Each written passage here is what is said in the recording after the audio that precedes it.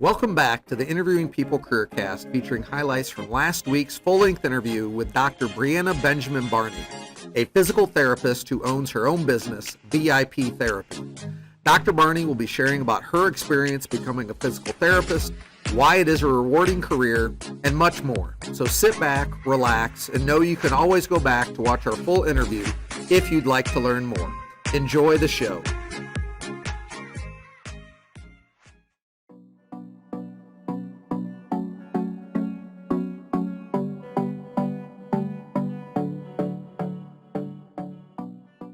Think the reason that it is so popular is because you actually get to interact with people. You're going to be hands-on with people. And I think for anybody that's ever played sports, they probably have had some sort of interaction with a physical therapist or an athletic trainer, and getting to see the difference that they make in those athletes' lives.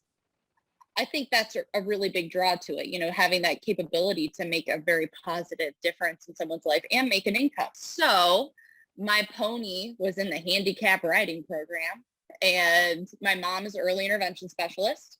So I got to see the PT doing all of that stuff with the kids. And also, obviously, I thought it was super cool. There's a ball pit and a swing, and I would play in the therapy room. I'm like, oh, this is awesome. But really actually getting to see somebody put some of these kiddos who literally can't move or really function in their environment into a piece of equipment that allows them to walk, interact. It was like this huge difference that they were able to provide in that child's life. And I'm like, oh my goodness, this just seems like such a great thing. I need to look into it. Right. So that's what really drew me in.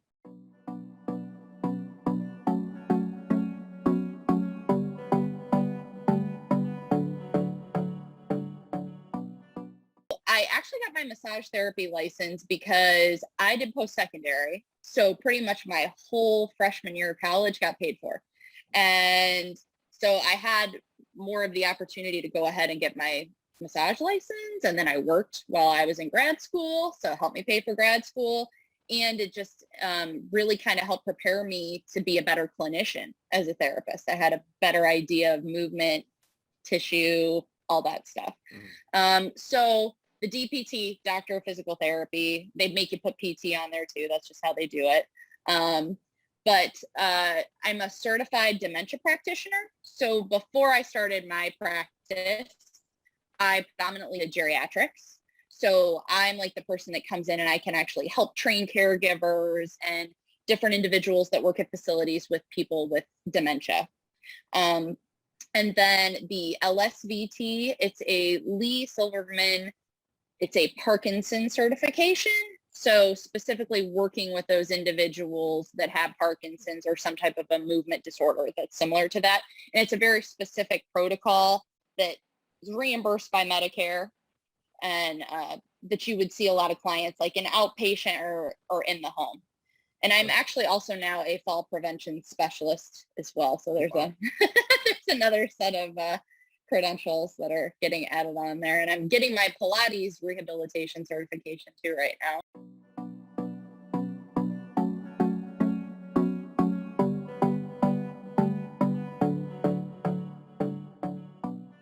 With me, I've been really lucky. So I don't have an office space. I go to my clients' homes, and I have actually spent like almost nothing on marketing. All of my stuff has been word of mouth.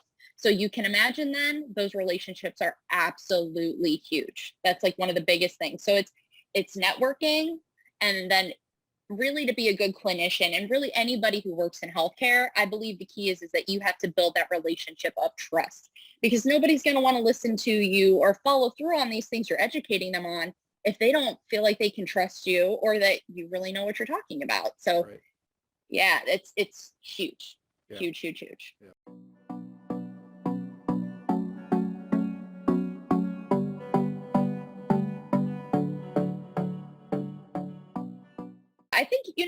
I think that's kind of that whole entrepreneurial,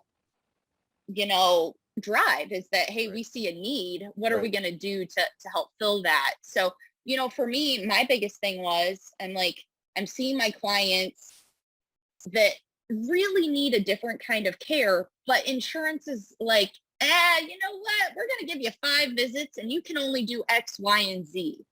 And instead of really treating what the client needs to have treated, we're just doing what they want us to treat. So we're kind of perpetuating a cycle of putting a Band-Aid on something and not truly fixing it. Okay. And I just got to this place of where I'm not helping my clients. I'm dying in paperwork. I don't feel like I'm making a difference. I got to do something. I got to change what I'm doing, or I'm going to change my profession. So that's, and I just was like, oh, doctorate degree. Do you really want to give that up? And not to mention, I really love my patients and I love what I do, but I just was like, for my own mental health and what I was doing, I knew I had to make change.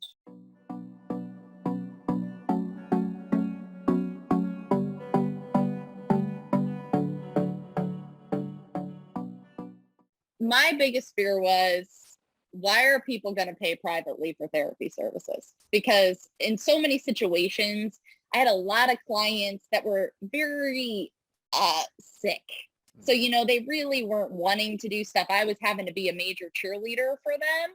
So when you're constantly seeing people who really have to be pushed and super motivated to do things, your brain starts to kind of think, well, then who's really going to pay privately to see me? Like, where's that value at? So that was a big part of the fear for me. Thankfully, as a therapist, and I'm a PT and I'm a massage therapist, my profession allows me to work part-time, full-time, and contingently. So I have a really nice fail safe. If my business were slow, okay, I can go pick up work somewhere, maybe go do 5 visits on a Monday and 5 visits on a Friday, and that can help supplement my income.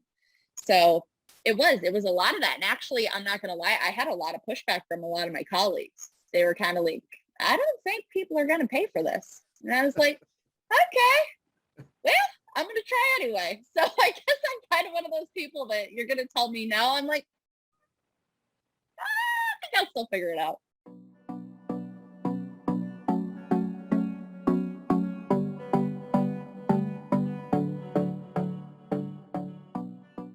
No, that is actually the big transition that they have made now. So I believe, don't quote me on this, but I think it was, the vision was to be by like 20 or 2022, that all the new programs were going to be doctorate level programs.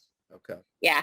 And the reason for that is because what they're trying to do is, so in the state of Ohio, I have this thing that's called direct access, which means you don't have to go to a doctor to see me first.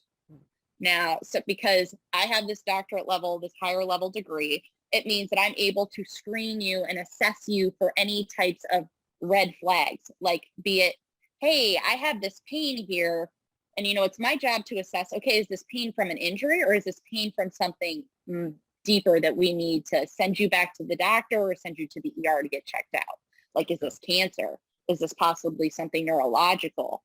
You know what I'm saying? Right. So that was kind of the whole purpose of advancing the degree, was to try and help take some of the burden off of the physicians.